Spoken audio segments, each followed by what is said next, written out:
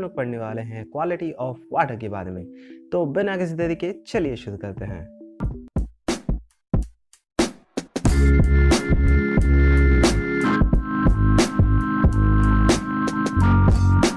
तो यार पब्लिक को वाटर सप्लाई करने के लिए हमें सबसे पहले तो एक वाटर का सोर्स चाहिए होता है जिसमें हमारा प्रॉपर क्वांटिटी में वाटर हो और साथ ही साथ हमारे पानी की क्वालिटी भी अच्छी हो ताकि उसे पीकर कोई बीमार ना हो जाए, वरना हमारी कंपनी बंद हो सकती है।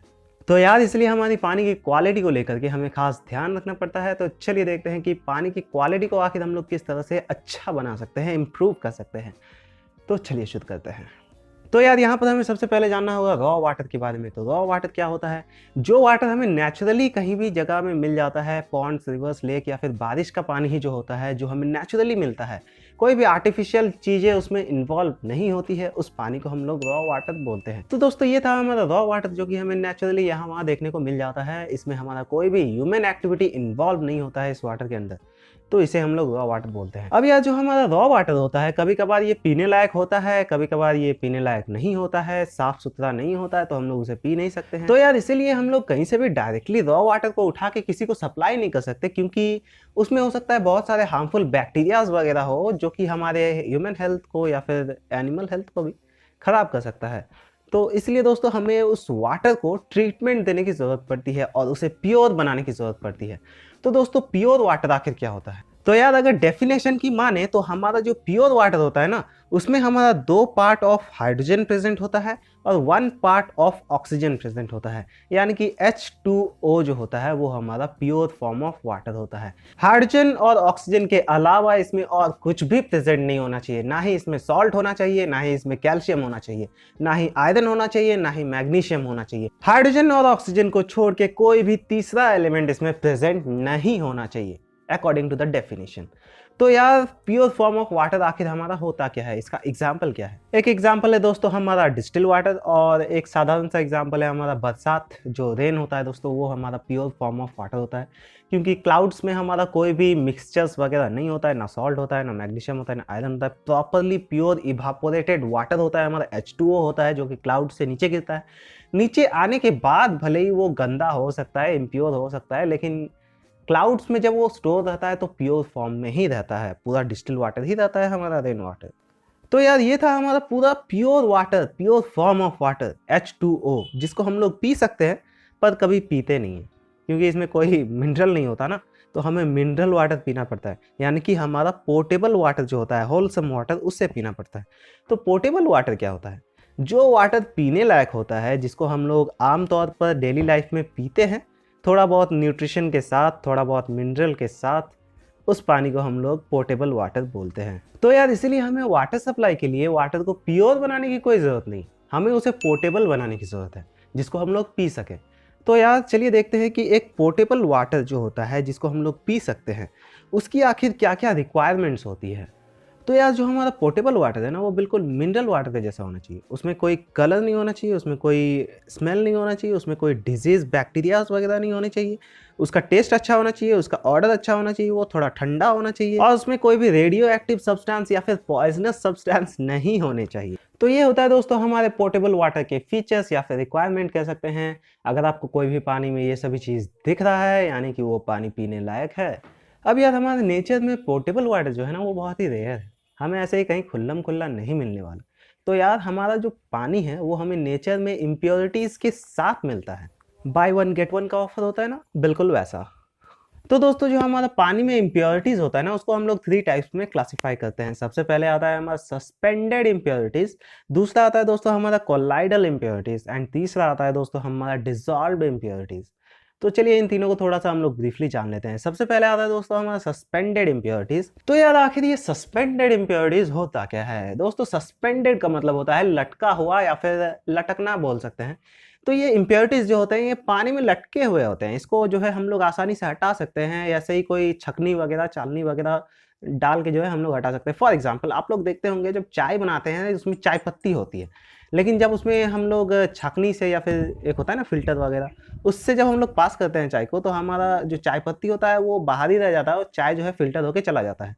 तो वो जो होता है दोस्तों, वो हमारा सस्पेंडेड इम्प्योरिटीज होता है, जो हमारा छकनी में रह गया ना, जो चाय पत्ती हो गया ना, वो हमारा सस्पेंडेड इम्प्योरिटीज है।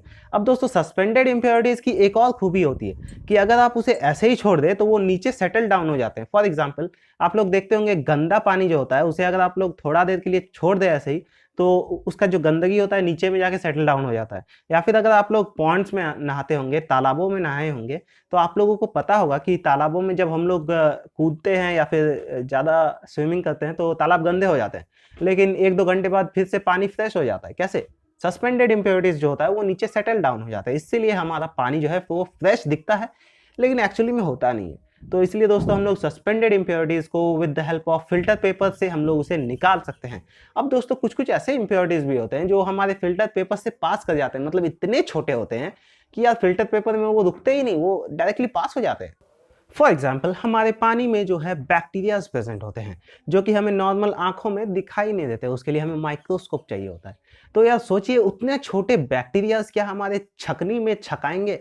यानी फिल्टर पेपर से तो वो पास ही हो जाएंगे ना। तो दोस्तों वो जो इम्प्योरिटीज है ना, जो बैक्टीरिया वगैरह है या फिर ऐसे छोटे इम्प्योरिटीज जो हमारे नॉर्मल फिल्टर पेपर में नहीं आते हैं, मतलब वो फिल्टर नहीं होते हैं, तो उन इम्प्योरिटीज को दोस्तों हम लोग कोलाइडल इम्प्योरिटीज बोलते हैं। और इन इम्प्योरिटीज की वजह से दोस्तों हमारा पानी का जो कलर होता है वो चेंज हो सकता है। फॉर एग्जाम्पल, हमारा जो चाय है ना, चाय का कलर आप लोगों ने देखा ना, चाय पत्ती डालने से कुछ इम्प्योरिटीज उसमें आ गया तो वो लाल हो गया। तो हमारा चाय पत्ती तो निकल गया, लेकिन कुछ कोलाइडल इम्प्योरिटीज उसमें घुल गया, जिसके कारण हमारा वो चाय जो है वो लाल हो गया, है ना, पानी उसका लाल हो गया।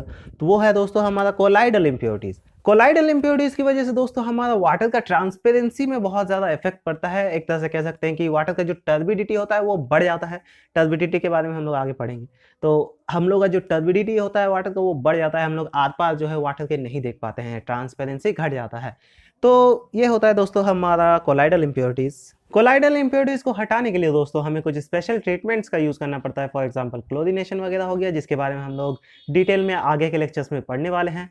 तो यार इस तरह के कुछ ट्रीटमेंट्स को यूज़ करके हम लोग कोलाइडल इम्प्योरिटीज को पानी से हटाते हैं। अब दोस्तों हमारा नेक्स्ट इम्प्योरिटी है जो कि है डिजॉल्व इम्प्योरिटीज। अब ये डिजॉल्व इम्प्योरिटीज क्या होता है? डिजॉल्व इम्प्योरिटीज जो होता है दोस्तों वो कोलाइडल इम्प्योरिटीज से भी छोटे होते हैं। ये तो यार वाटर के मॉलिक्यूल से भी छोटे होते हैं। अब ऐसे कौन से इम्प्योरिटीज होते हैं यार जो वाटर के मॉलिक्यूल से भी छोटे होते हैं? होते हैं दोस्तों, ऐसे भी इम्प्योरिटीज होते हैं। फॉर एग्जाम्पल, हमारा सॉल्ट हो गया, शुगर हो गया, मिनरल्स वगैरह हो गया, ये सब जो है हमारे वाटर के H2O मॉलिक्यूल से भी छोटे होते हैं, जो कि मॉलिक्यूलर गैप्स में फंसे हुए रहते हैं, घुसे हुए रहते हैं, जिसके कारण हमारा वाटर में ये डिसॉल्व हो जाते हैं इजिली, और फिर भी हमारा वाटर का ट्रांसपेरेंसी लेवल बरकरार रहता है। तो यार अगर हमारा वाटर में कोई भी डिसॉल्व इम्प्योरिटीज होगा तो हमारे वाटर का कलर जो है उसमें ज़्यादा इफेक्ट नहीं पड़ेगा, लेकिन हमारा वाटर का जो टेस्ट है ना उसमें बहुत ज़्यादा इफेक्ट पड़ेगा। अगर उसमें सॉल्ट घुला हुआ है तो पानी सॉल्टी हो जाएगा, अगर उसमें शुगर घुला हुआ है तो पानी शुगरी हो जाएगा, मीठा हो जाएगा। तो दोस्तों ये थे हमारे वाटर में प्रेजेंट कुछ टाइप के इम्प्योरिटीज। तो आई होप आपको इम्प्योरिटीज के बारे में पूरा कॉन्सेप्ट पता चल गया होगा, क्या होते हैं, कैसे होते हैं, क्यों होते हैं। ओके, तो हमें पता है कि हमारा जो नेचुरल रॉ वाटर होता है उसमें काफ़ी सारे इम्प्योरिटीज प्रेजेंट होते हैं। तो यार इसलिए हमारे वाटर का प्रॉपर एनालिसिस करना बहुत ही ज़रूरी होता है। तो चलिए देखते हैं कि वाटर को हम लोग किस तरह से प्रॉपरली एनालिसिस कर सकते हैं। तो यार हमारा जो वाटर होता है वो हमें दो जगह से मिलता है, एक होता है सरफेस वाटर, एक होता है सब सरफेस वाटर। तो जो हमारा सब सरफेस वाटर होता है यानी कि जो ग्राउंड वाटर होता है उसमें हमारा जनरली जो है इम्प्योरिटीज प्रेजेंट नहीं होता है, क्योंकि वो ग्राउंड के नीचे होता है। अब उसमें suspended solids and colloidal solids तो ना के बराबर ही पाया जाता है, लेकिन कभी कभार उसमें डिजॉल्व सॉलिड्स जो है, डिजॉल्व इम्प्योरिटीज जो है वो कभी कभार आ जाते हैं। फॉर एग्जांपल सॉल्ट्स वगैरह हो गए और मिनरल्स वगैरह हो गए। तो जो हमारा अंडरग्राउंड वाटर होता है उसमें ज़्यादातर हमें डिसॉल्व सॉलिड्स ही देखने को मिलते हैं, यानी कि डिसॉल्व इम्प्योरिटीज देखने को मिलते हैं। तो यार इसीलिए हमारा जो ग्राउंड वाटर होता है वो जनरली हमारा पोर्टेबल ही होता है, तो उसे हम लोग ज़्यादा जो है ट्रीटमेंट करने की ज़रूरत नहीं पड़ती। उसका क्वालिटी एक बार चेक किया जाता है, अगर उसमें प्रॉपर क्वांटिटी में इम्प्योरिटीज़ है तो उसे हम लोग ज़्यादा कुछ हेरा फेरी नहीं करते उसमें, बस क्लोरीनेशन करके उस पानी को हम लोग सप्लाई कर देते हैं।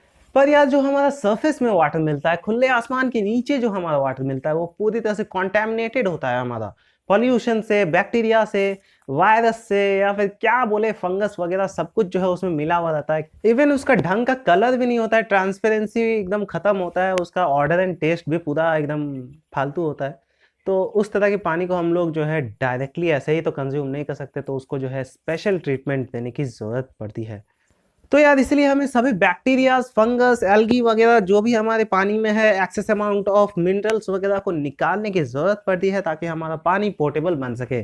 तो यार इन सभी इम्प्योरिटीज़ को निकालने के लिए हमें सबसे पहले तो वाटर के कैरेक्टरिस्टिक्स के बारे में जानना पड़ेगा। वाटर का क्या गुण है उसके बारे में हमें जानना पड़ेगा ताकि हम लोग जो है गलती से वाटर को ही ना निकाल दें।